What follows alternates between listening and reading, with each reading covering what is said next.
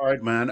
So tonight, we know the NFL released their schedule. So we really gonna get into the NFL schedule. I know Lee, you had sent me a couple things about, and I'm just teeing this up for folks because we're gonna get into the schedule. We're gonna talk about the strength of schedule too, you know, and just get into that a little bit because I know. Then also, we're going to talk about some teams that I think NFL released their top 10 games that they believe are the top 10 games of the season. And I think there's some teams on there that got left off. I don't know what's going on. It's kind of puzzling to me, but we're going to talk about that. But let's just jump in. Two running backs. I want to talk about these guys. I want to talk about Achan in Miami, and then Brees Hall with the Jets. I'm gonna start with Achan. You know, he was balling last year. I mean, he was one of the bright spots in Miami last year. I really personally, since I'm not don't follow the Dolphins like that. I wasn't really like an Achan follower. I really didn't know about him that much. You guys might know more about him, his background and stuff and where he came from, but I didn't know that much. But from seeing what I saw, it's a good deal that he got the contract, man. He got in contract, a 4-year, $64 million contract. That's big for running backs. When a couple years ago they were saying the running backs were going to be extinct. So it seems like the running back is and still a pivotal position if you could establish yourself as one of those guys. And Achan got his contract, man. But from my standpoint, I don't know that much about Achan before what I saw last year. You guys might be able to get into some details about that, but before last year, I really didn't know that much about him. Yeah, I mean, he had his coming out party, I think, with two seasons ago. That game against Denver, right, when they riddled off like 70 points. Right, he was running all over that team. The only thing about Achan is that he gets banged up quite a bit, can miss a game here and there. But last season he had a pretty good season. I think he was fifth. He was fifth in rushing overall. He had rushing. Yeah, his rushing yards were ahead of Jameer Gibbs, Christian McCaffrey, Kyron Williams, Saquon Barkley, Travis Achan. Like he outran those guys. Yeah. Okay, so I think at this point he's definitely well deserved to have a contract extension. And to talk about the running back position, I think we're going to start to see a resurgence in terms of the importance of that position to teams in the league. Teams are going to start getting a little bit more run heavy now because everything it's cyclical, right? You got the defense. They're gonna, everyone was they went and they overcompensated for DBs because everybody was spreading the ball out. So now you got a lot of light boxes in front of you. Offenses are now going to reinvest in the running game because that's where you're going to start. You're going to be able to make some of your get some of those mismatches, right? So I think with that being said, Achan and like you said, there's another running back who got his money too. I think we're going to see a resurgence of this going forward. Only with the good ones though. If you're a committee type of guy, you're not going to get like a big contract like this. But Achan, he's a special running back. I think what's nice about this for running backs in general, one, this is after his third year, right? So like as soon as they could sign him to the big extension, they did. They didn't drag it out, fourth year, fifth year, Two, most of the running backs who have gotten paid have been first round draft picks, right? Like the Saquons, the Derrick Henrys, Jameer Gibbs, like they've been the first round. Okay, he's a third round pick, right? And so what's nice to know is that if you ball, you're gonna get paid. And so I think it's nice to know, as Lee's point, like you need to be the workhorse, you need to be the signature back for your team, but you don't have to be a first round pick to get paid that money. And so that's also promising for like the cycle coming back and running backs now becoming more of a priority for teams. They need to have somebody to give Malik Willis a little bit of cushion to help him out because they got rid of Waddle and you don't know when Tyreek Hill's going to come back and if he's going to even be Tyreek Hill. So they're paying the guy who's going to be the focal point of the offense to counterbalance Malik Willis. Did they cut Tyreek Hill? Or is he still on in Miami? I think they cut him. Yeah, I think they cut him. Okay, even more so. But even worse, right? I mean, that even more so to Doc's point. Yeah, they don't have any weapons outside of Achan. So yeah. They needed to pay him because there ain't nobody there. Nobody there. Right. They need to pay him. Give him his money because he gonna be in trouble this year.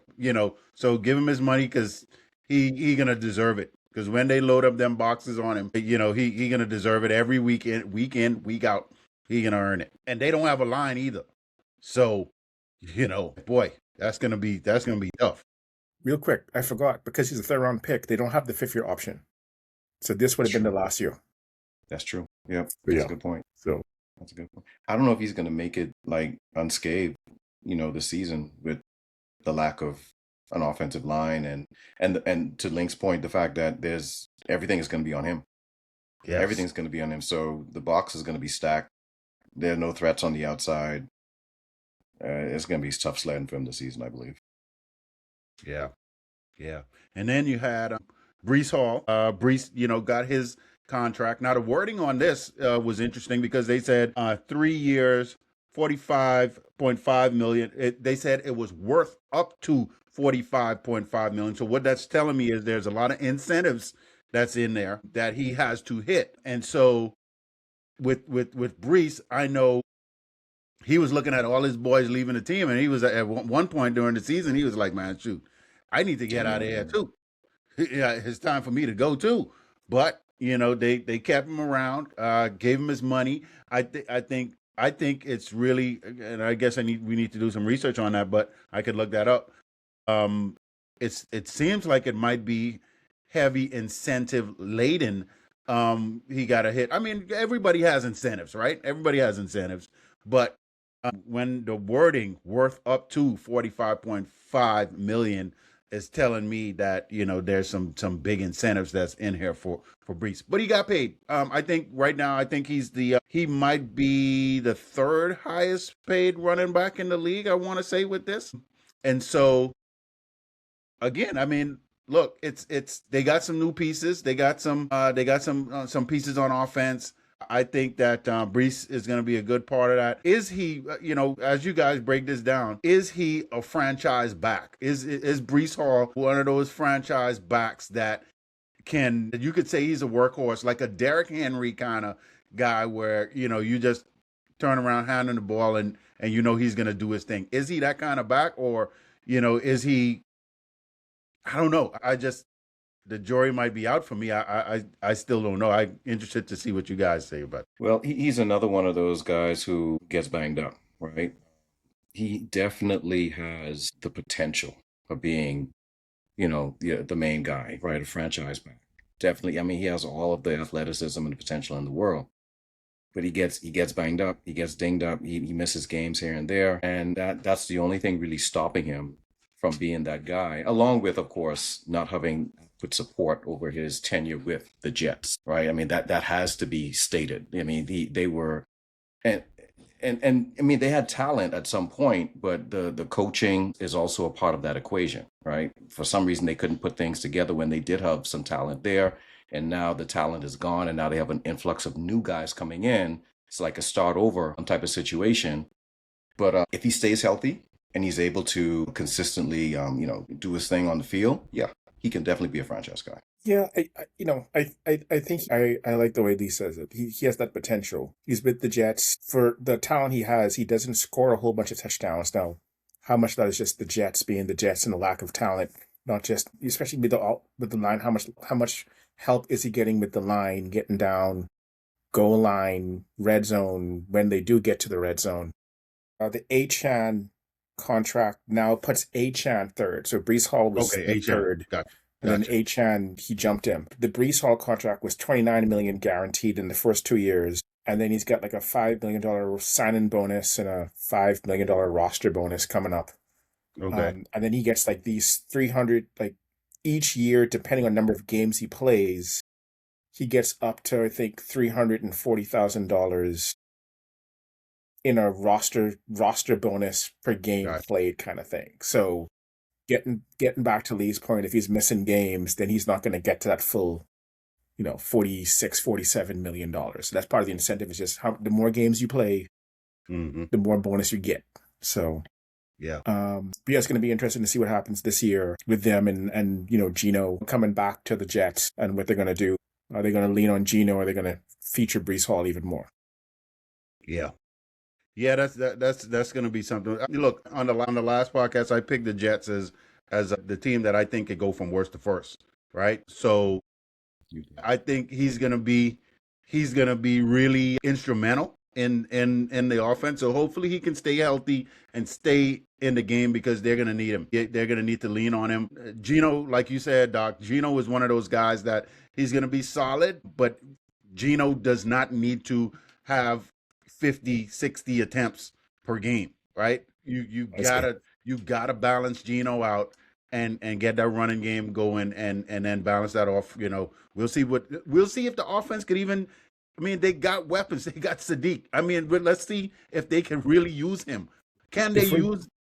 Can they use these guys? So I mean, that's going to be interesting with the offense. I don't know. We'll see. But it's going to be interesting. Yeah. Yeah. I have to sigh every time y'all say Sadiq name from here on out, man. Like, what could have been? What could have been? Yeah. I know you was going to say that. Jeez, man. That just cut you like a deep wound right there, man. Especially when Doc say Sadiq the Freak, I'm like, that's a good one. Yep. That would have been. Yeah. Man, yes. So, Doc, I wanna. Lee had mentioned this before we started. There's an open competition for QB from what Lee was saying here in Minnesota with the Vikings. So Kyler Murray's there, and then you got JJ McCarthy that's there, and they're not handing this over to Kyler Murray. And I think now you have more insight on this, but my thoughts are if you give it to Kyler Murray, Kyler Murray has the his track record has been he's not that much of a studier. He's not putting that much into it. So is this a psychological kind of kick in the butt where they're kind of twisting the knob a little bit on Kyler Murray to really try to get him to we're not handing this to you, Kyler. You got to work for it. And it could go both ways. They might be playing this on JJ as well because it's sort of like we're not giving it to anybody. So JJ, either you step up or Kyler, you get in the playbook and learn the playbook and let's see what you got. So I definitely want to hear from you on this, what you think is going on there in Minnesota. So when Kyler got signed, my assumption, and I think everybody's assumption is he's going to be the starter week 1. Just based upon what McCarthy didn't do last year and the talent that is Kyler Murray. Like work ethic was a whole other conversation, but talent-wise, guys coming back from injury, if he comes back from injury, hopefully he does.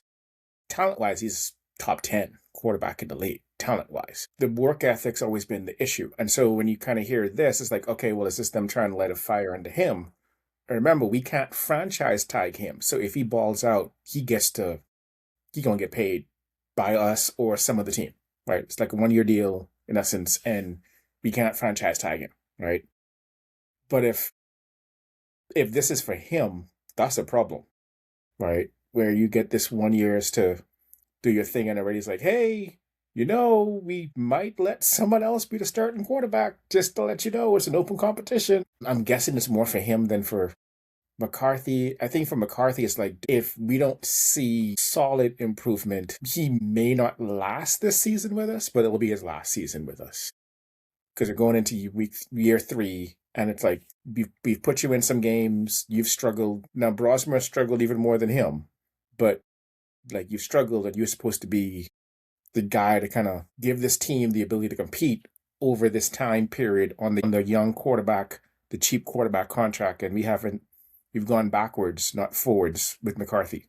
So a little bit for both, but I reckon it's a bit more for Kyler.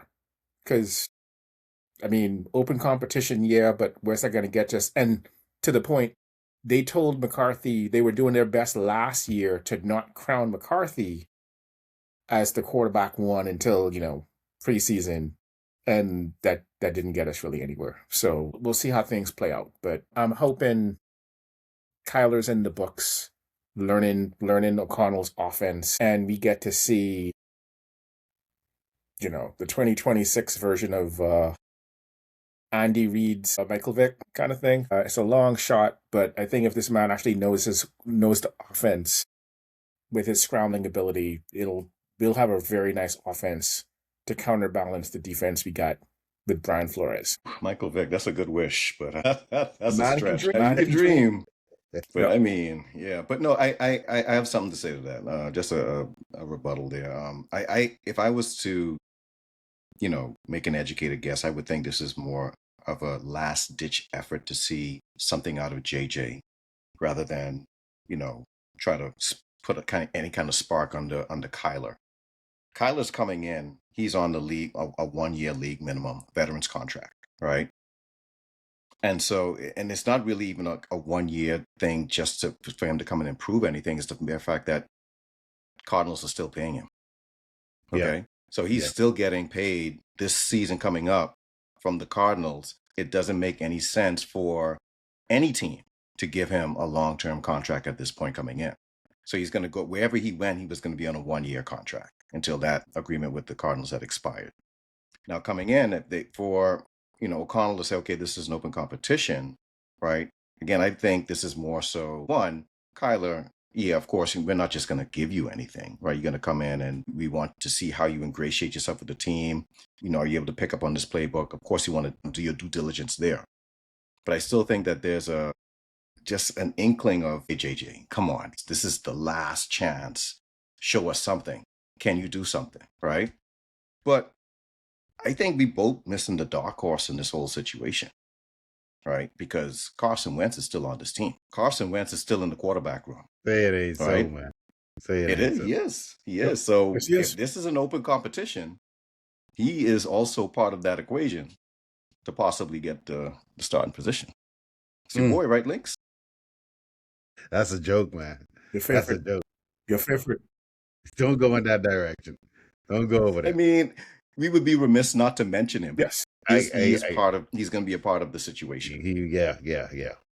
Coming off the shoulder injury, but yes, he is in the equation. Yeah. Right. And Kyler's coming off of what injury is Kyler coming off of? Yep. Right? Yeah. Well, it looked like all of them was banged up. All of them was banged up. When they say if you have 4 quarterbacks, you have none, right? That's what it kind of feels like right now with the Vikings. Yeah. But if you're trying, and none of them have the same quarterback style. They're all different. Right. And I don't, at least with the Falcons, even though they got 2 quarterbacks that are, beyond injury prone, they play similar style football. Yep. Okay. But with this, you got one that's a scrambler, one that's a long veteran, one that's a rookie. The other one, Brosner, I don't even know what to call him, right? So it's like you got this mix mash of different quarterbacking styles. How do you determine a long-term plan with redundancy, right, for that position? Yeah. And somebody who wants them to figure this out, Justin Jefferson. Because he's like, look, y'all playing around right now. Y'all playing around with my career here, man. Yeah. How long is it going to take before Justin Jefferson gets disgruntled and is like, soon? Hey, just get me out of here, man. I need a quarterback. I need a solid quarterback that could get me the ball. Just get me out of here. If y'all can't figure the situation out, get me out of here. So Justin Jefferson is, because I was listening to a podcast today, and they went so far as to say, now this is because he didn't have a quarterback. They knocked him down off of almost out of the top 5 receivers in the NFL because of last season, right? So when that discussion starts happening, and he's listening to that, that's human nature. I'm going to be pissed too. Links last season where he went through 3 quarterbacks. Right. One where he didn't pass for more than 25 yards in one game or something like that. Right. 3 yards net passing. 3 yards net passing. Wow. And they won it. But still. And they won.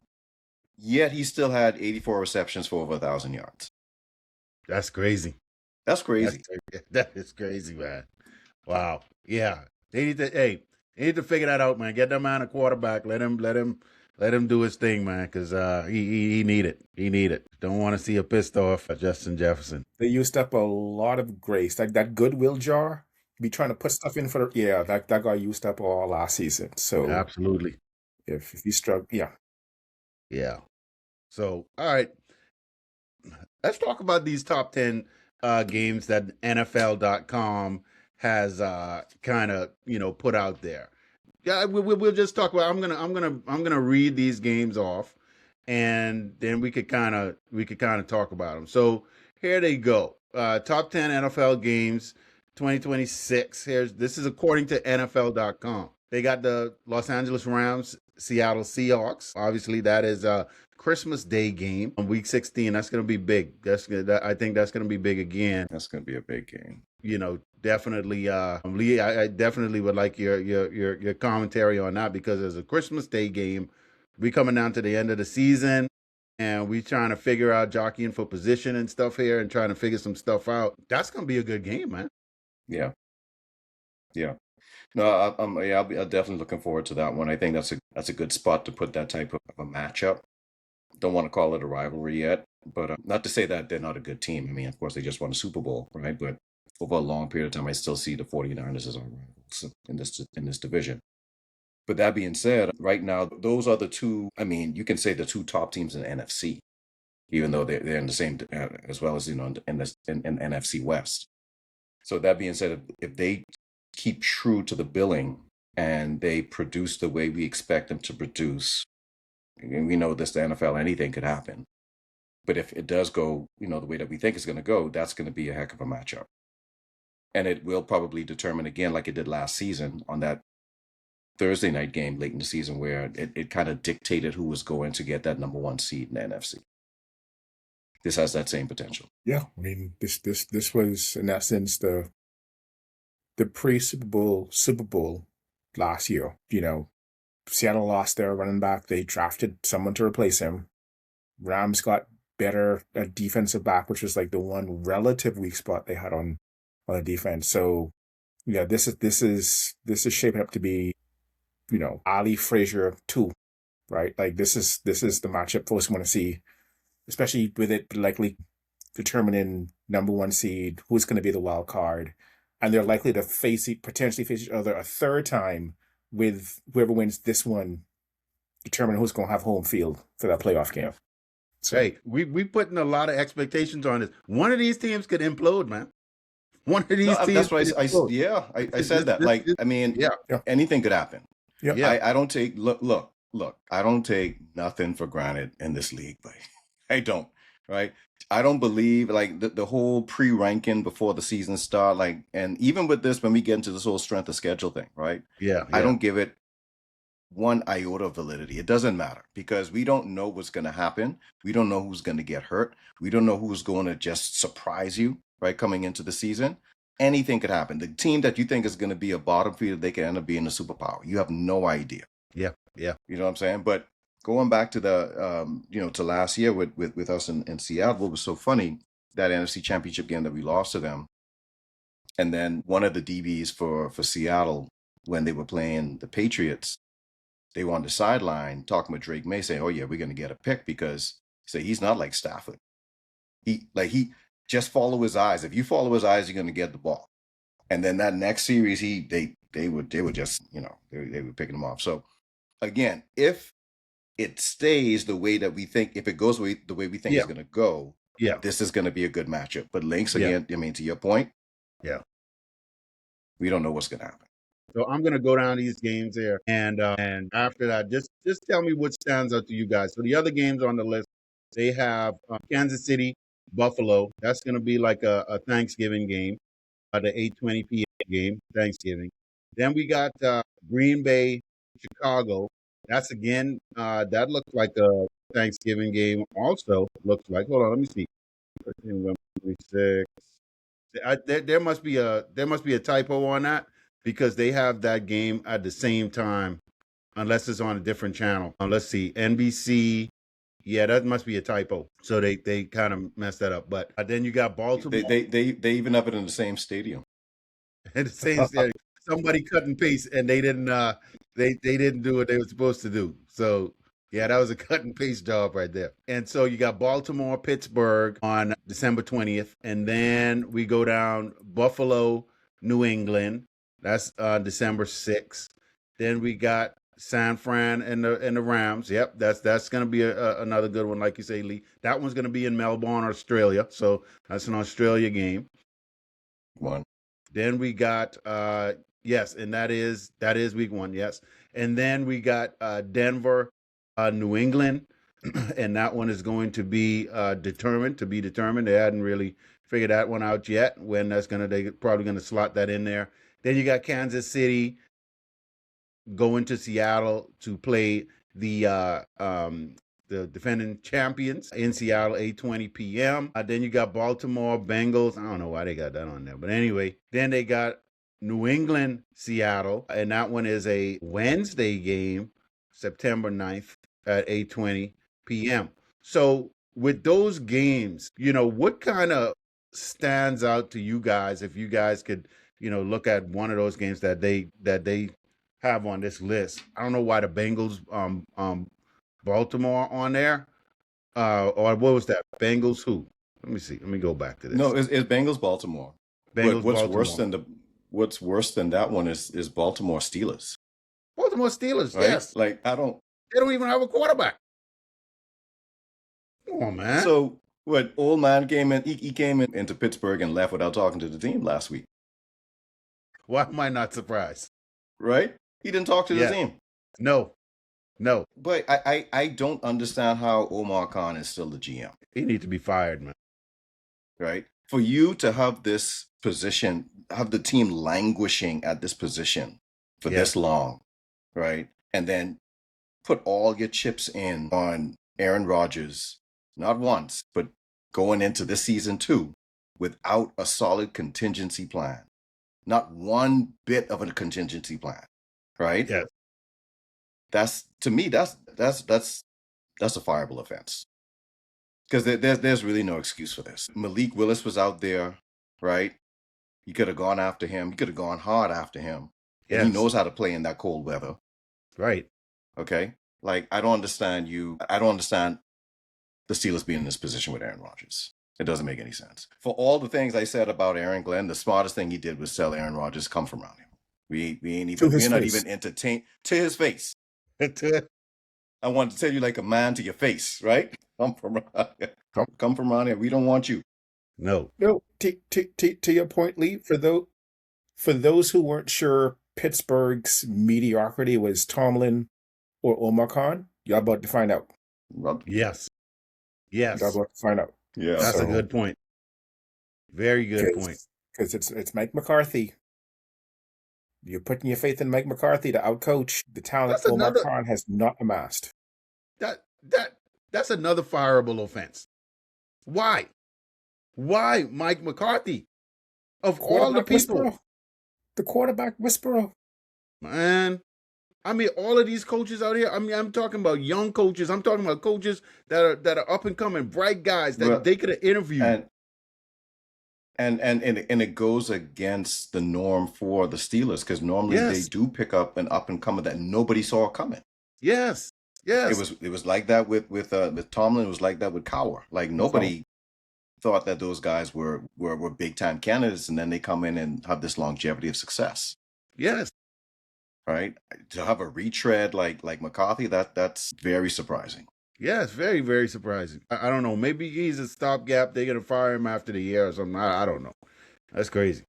But again, that's not what they do. They don't do that. Yeah. They don't do that. In the history of the Steelers, they've only ever had 3 coaches since like 1960. That's crazy. You know what? You know what? I think Omar Khan, he's trying to save himself. What in his mind?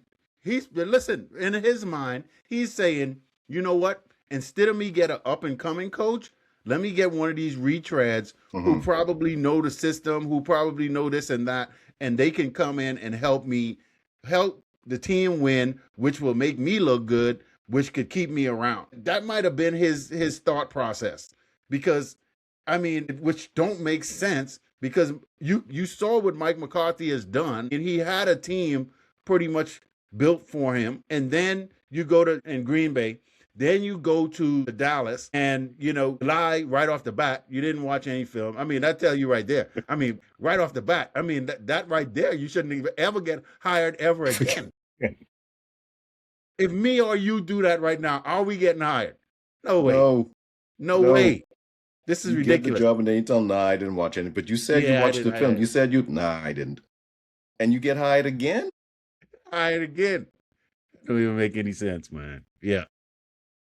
Who would you rather have as your GM? Jerry Jones or Omar Khan? Shoot. Boy, C. I think I'm retiring. Option C. Whoever option C is. No. Hey, let's go with option C, right? You're taking McCarthy from Jerry Jones, and you're now putting Mike McCarthy with Omar Khan. I'm not expecting better results. No. And there's a couple of seasons in Dallas, they did not make the playoffs. Right. No, they didn't. They did. And I was happy with that. I was happy. If Mike McCarthy was Ben Johnson, then yes, you got a heck of a chance. Yeah, that's a different completely different story. Yes. Yeah. But he is not. Yeah. No. Yeah. That's crazy. But yeah, and so Seattle is on this schedule quite a few times. 3 times. And of course, the defending Super Bowl champions, but that could have been anybody, really, like you say, Lee, in the NFC West. That could have been anybody. And so that's how close that division was with you guys going down to the wire, and right there in the NFC Championship game. I mean, that representing your division for the NFC. So yeah, that could have been anybody. But what I'm kind of really perturbed about here is I don't see the Philadelphia Eagles on this schedule at all. And I'm like, what's going on? I mean, 1 year, 2 years removed from a Super Bowl championship. All right. I mean, you made the playoffs and you got bounced in the first round. All right. Okay. It is what it is. But I mean, to tell me, you're not going to put the Eagles in one of these games? I mean, you got the Dallas Cowboys and the Eagles playing on Thanksgiving Day. That couldn't have made the schedule. So I don't know what NFL.com is doing on this one. I don't kind of agree with this list that much. I mean, some of the games, yes. But, and I'm not disagreeing because the Eagles aren't on it. I'm just really kind of perturbed because there's other teams that could have been on here, but the Eagles absolutely should have been on this schedule. And that's kind of concerning to me that they're not. So you mean on this list, right? Who was the writer for this list? Eric at home? Let's see. Yeah, who this at is? Home. Yes. At home, yeah. Lead draft writer. He's this is just one writer's opinion. Just one writer's opinion. He don't know what he's doing. Yeah. He don't know what he's doing. Well, just because of that one omission? Because of that one omission. He don't know what he's doing. The rest of the list, I mean, for the most part, most of this list looks pretty solid. It's all right. But I don't know what that Bengals Baltimore. The Green Bay Bears game. That's a good game. That was Christmas. That's a good game. That was Christmas Day, like at noon. Yeah, that's a good game. The Green Bay Bears they're on Christmas as well? Yeah, but they're the first game. Okay. I think I think your game is like that Christmas night. Okay. Yeah. But that's going to be a heck of a game. That's going to be a big game for sure. I definitely could see that. I'm so happy that rivalry got some more oxygen in it, Because of Ben. Ben Johnson, man. Absolutely. Ben Johnson really. Absolutely. Yeah. I don't know if he's doing an acting job and really playing this up. He is. Okay. He is. Because he really breathed life into this rivalry, and he brought it back, single-handedly brought it back with how he was carrying on, and I like it. Yeah. Yep. That was good. So yeah, I mean, I think definitely Patrick Mahomes is going to be back, with the Kansas City. I know, he may not start week 1, but I think the Kansas City Chiefs are going to be back. I think they're still missing a receiver, and I don't know if they picked up a tight end in the draft, but they definitely need a tight end. I know Travis Kelce is coming back. However, I'm going to look in a second here to see if they picked up a tight end in the draft. But they definitely need to pick up a tight end. But I think Patrick Mahomes, Kansas City, they're going to be back in the hunt again. I know they got New England on here quite a few times. I don't know why, because New England isn't going anywhere. They're not going anywhere. They're going to go as far as Drake May could take them. They got too much going on. I mean, you got your coach in therapy. Then you got, your quarterback can't, figure it out. Seattle really did him in that Super Bowl, and he got exposed. And so now teams have been watching this, and they got their note. They ready. They are ready for New England. And I feel for New England fans, because they think this is going to be a resurgence of the Patriots. This was only a 1 year thing. It's only a 1 year thing. They're going back to whence they came. You got to say on that, Doc. I don't. The two teams. Well, I'm jumping. Denver had a really good defense. I still suspect on their offense, but Denver had a really good defense. I don't know how the Patriots did what the Patriots was doing. The sum was greater than the individual parts, but given that Stephon Diggs had his issues, Vrabel got his issues, and they're gonna have a first place schedule. Yeah, I don't see New England repeating as AFC East champs, especially with Buffalo trying to finally get over the hump. Yeah. They need, this is assuming that the receiver that is in Philadelphia remains in Philadelphia and does not end up in New England. They get Drake May a weapon. We might start talking a little bit different, but right now I don't think they got enough firepower. As great as McDaniels is as an offensive coordinator, and he tried his best in that game, the AFC Championship game. Yeah, they ain't got enough weapons. Lee, before you go real quick, they did pick up Romeo Doubs. They got Romeo Doubs, out there at receiver. And if they do get AJ, they still not going nowhere. Still not going nowhere. Go ahead, Lee. I'm sorry. I jump in there.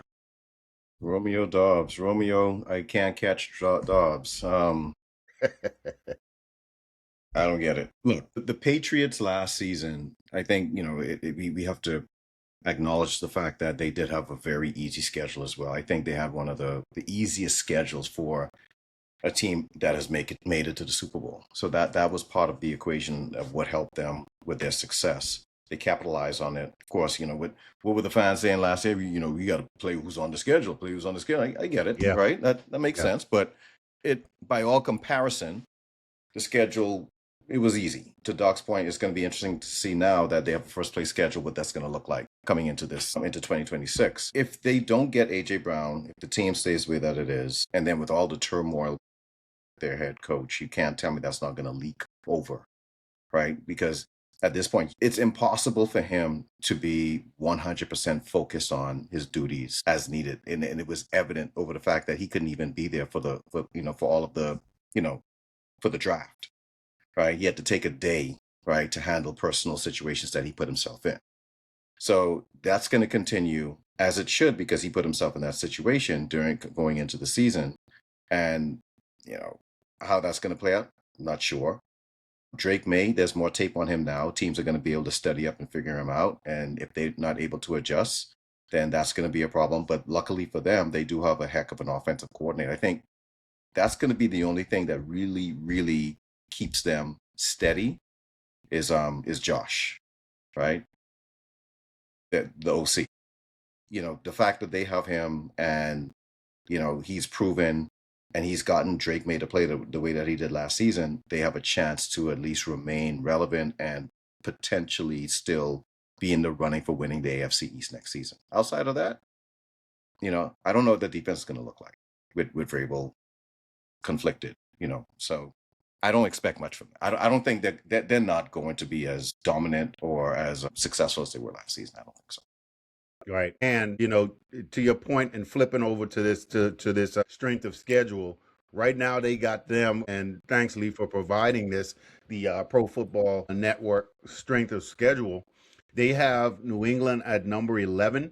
So one of the tougher schedules in the NFL. So it's going to definitely be tough sledding for them to make it back. Especially how they are constructed right now, and like you guys say. But looking at this list, man, Oh my gosh, they got Arizona got the toughest schedule I feel bad for Arizona. Chicago is right there number 2. The Dolphins, and the Giants number 4. The Raiders number 5. Man, why are they brutally killing these people, man? I mean, these teams they supposed to have easier schedules.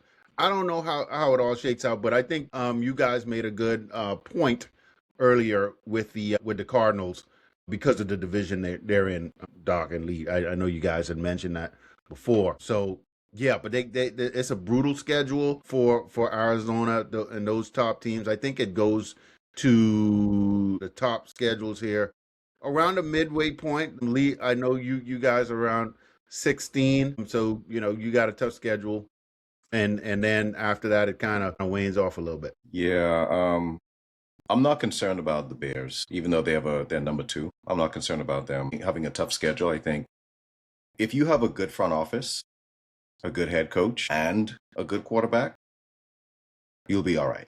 I don't think the schedule is going to affect you as much. Miami, I think they're definitely going to be in trouble. I think the Giants are going to be fine. They're sitting here at number 4 with Harbaugh. He's steadying the ship. They did a good job in the draft. They did some things in free agency. They should be fine. Vegas, the jury's out. They look like they know what they're doing. They seem to be making the right decisions for once, and I don't know how long. We'll see how that all kind of fleshes out for them.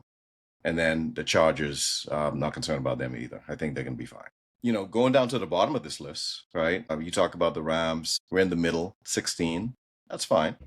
That's fine. For where we played, I mean, I'm surprised our schedule is not harder than this. So I'm happy with 16, ecstatic with that. What I don't like is Seattle's at 20.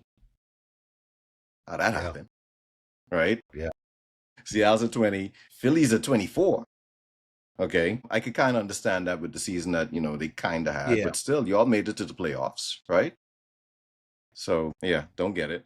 But when we were talking the other week about teams that we think could go from last to first, I think 2 of the teams that we talked about, actually 3, I think someone picked Detroit out of the 3 of us. Someone picked the Falcons, someone picked the Browns, and someone picked the Saints, and the 4 of them have the lighter schedules.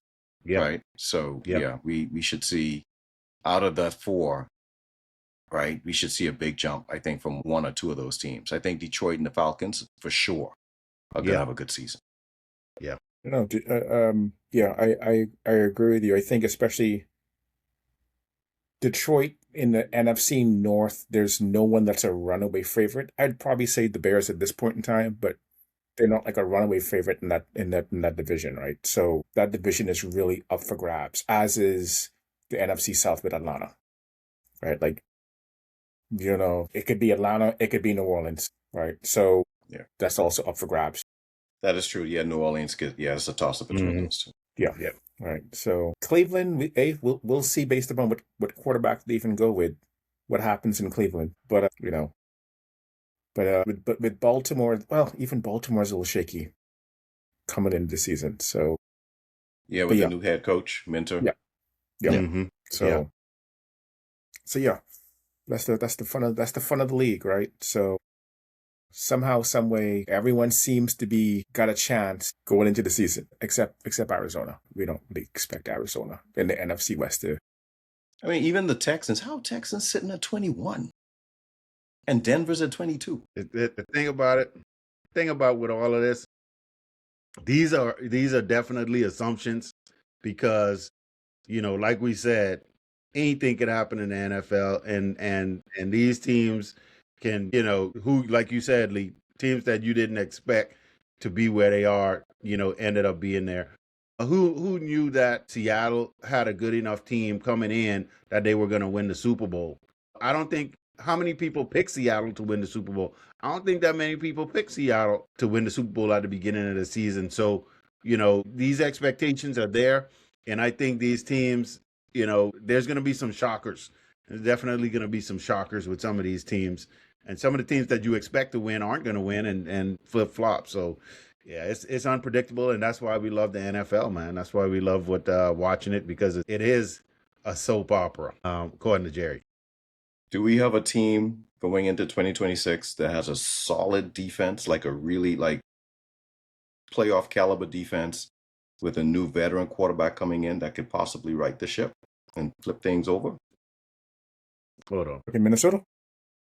Maybe. That is if one, our first round pick, the defensive tackle, if that foot holds up, because he can stop the run and get some pressure up the middle. And two, if Kyler Murray is actually studying his iPad, looking at the plays.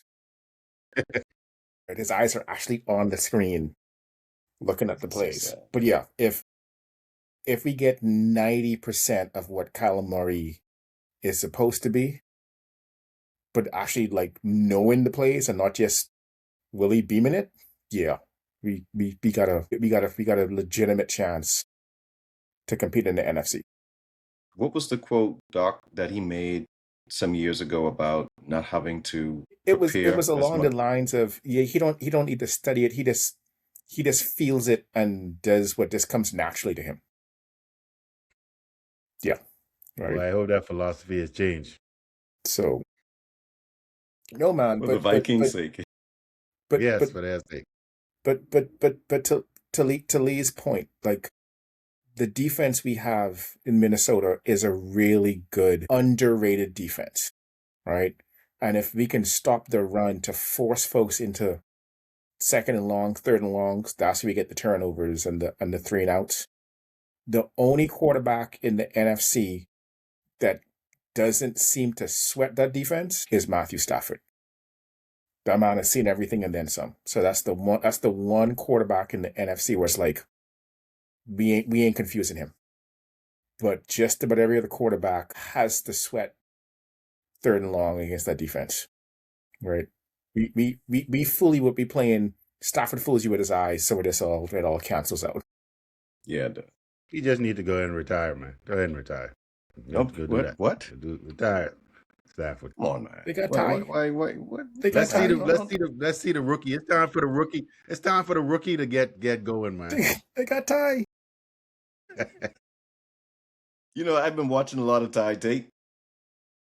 I mean, it's crazy how much tape I've watched so far, right? Yeah. You feeling better, man? You feeling better? I do. Okay. Actually, I do. Yeah. I feel a lot better. Still don't like where we picked him, right? But I think he's a good he'll be good going forward. He don't need to play next season. He don't need to play the season. Yeah. Tell Matt Stafford just protect that back, man. Protect that back. Back is good. The back is good. Did he have to have surgery? Did he have surgery or no? He just healed up. He healed up. He actually went into this thing called the Immortal Pod or something like that. It begins with an AMM Mortal. Never heard of that. It was big news going into training camp last season. So he did that, and then all of a sudden, no more back issues. No more back issues. What? Yeah. The recovery chamber. Yeah. That only cost a mere $160,000. Oh. Is a futuristic zero gravity wellness pod that has red light therapy, killer hydrogen, and pulsed electromagnetic fields, all in a 30 to 60-minute session. Wow. Yep. So is this $100,000? Never heard the hydrogen thing. Wait, what you say, Lynx? Is this $100,000 per session? No, I think he just spent $160K on one. On one. Okay. Yes. Yeah. Right. So he could be in that 24th. But this dude doing multiple treatments at the same time. Red light therapy, EMFs, and hydrogen, all in the same session. He ain't messing around. Yeah. Yeah, so he did that because it was actually parked outside of the facility last season during training camp. And every time they was reporting, it was like, Matt, he wasn't on the field, he was in the chamber. Next thing you know, season started, and what back issue? What you talking about? Right? So wow. Well, all right, man. Hey, we'll do. That's interesting, but I need Matt to slow down on this, man. Tell Matt to slow down. We don't need that in the NFC right now. We don't need Yeah, that's exactly what the NFC needs. I mean, who else can do it? that. Do they Hey, make a really let's go, big Kyler. one? No. Do they make a really big chamber, like a 7-foot chamber person? Because like Anthony Davis would really love one of these. I know it's a football podcast, but it just had to go there, man. I don't think it could help him. I don't think No, nothing it could help can't him. help him. It can't help him. Yeah, it can't help him. You So got to That cut could that help him. unibrow for. Yeah, Because you still got to put in some work on your own body, man. And that dude, he injury I prone, mean, man. I Yeah, don't know. yeah. That dude was a All waste. right, fellas. All right. Yep, got a good one. All right. So we'll catch up again on the next one, man. All right. All Later. right, later.